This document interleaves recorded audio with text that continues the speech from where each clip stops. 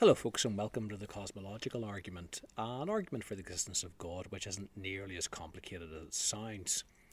It's usually associated with the medieval philosopher St. Thomas Aquinas, but the version that we'll be looking at today is slightly different than the version offered by Aquinas, which is usually studied at A level. The version we're looking at looks at questions like, why is there a fly in my soup, or why are there stars in the sky? The questions that humans are always asking, where do things come from? And Aquinas and others focus then on a bigger question. Why is there something rather than nothing? Why is there anything at all? When we look at all those small questions, they lead to the bigger question, why is there anything existing at all? Now, there are lots of things which might have existed, but which don't. So, for example, we can think of unicorns.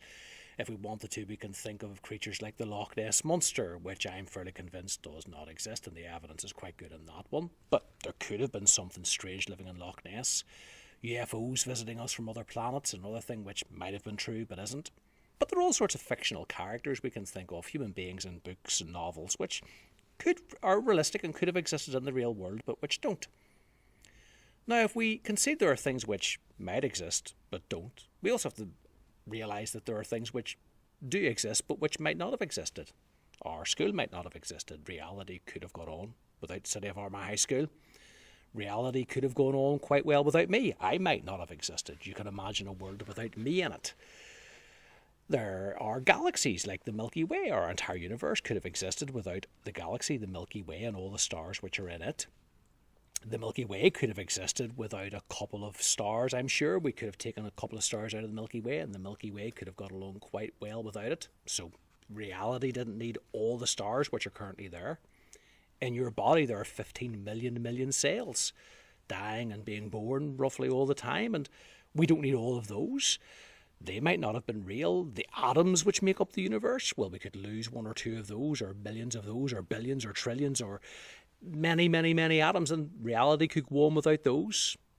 Reality might have behaved very differently. Our universe didn't need things like electricity. So the big word for all the things which might not exist but do is contingent. Contingent just means it didn't have to happen. And the interesting thing about contingent things is they all seem to depend on something else for their existence. There's an explanation for them. There is some sort of explanation for every contingent thing which exists. Things just don't pop into existence without an explanation. That's why we ask, why are there stars? Why are there rocks? That's why scientists ask those questions. We don't assume that magicians pull things into existence out of nowhere. There's always an explanation for why certain things exist. Now, it's worth considering that if all those things just disappeared, our universe would disappear too. So if every single contingent thing in the universe didn't exist, our universe wouldn't exist. Our universe would just disappear. So now you can begin to see where the cosmological argument comes from. Our universe is made up of lots of contingent things, things which depend on something else for their existence. Planets came out of molecules and gases, and stars, there are molecules which come out of atoms, and the atoms have their explanation in all their forces in the galaxy. Animals, there are explanations for why animals exist, and bugs, there are explanations about where people came from. So if all those things ceased to exist, so would our universe. So imagine we could write a big list, a huge list, which contained all the things which might exist, which might not exist, but do. A list of all the contingent things that exist. Well, there's some explanation for the fact that that entire list exists.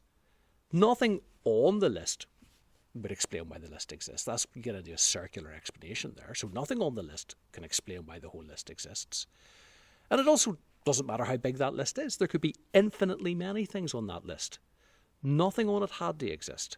So you could have an infinitely long list with a huge number of contingent things.